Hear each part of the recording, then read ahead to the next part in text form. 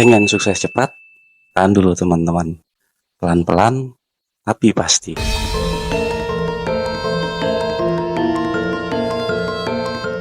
Di dunia yang serba instan ini, kita sering tergoda untuk melakukan hal secara buru-buru.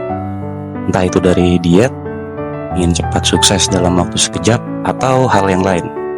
Nah, teman-teman pasti tahu atau ingat ada sebuah filosofi dari pepatah Jawa, yaitu alon-alon waton kelakon, yang artinya adalah pelan-pelan asal selamat.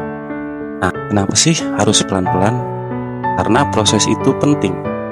Kita nggak bisa loncat ke hasil tanpa menjalani setiap langkah.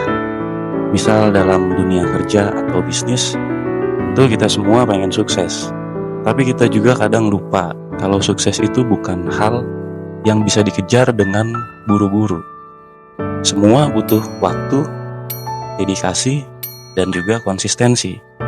Makanya kita nggak boleh buru-buru.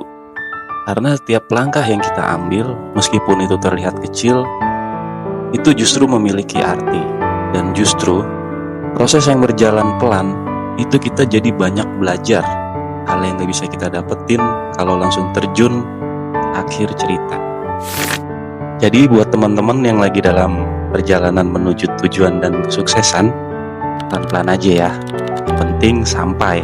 Kalau teman-teman sedang butuh inspirasi atau santai, ayo ngopi bareng di Jawa, Jiwa, dan Kopi.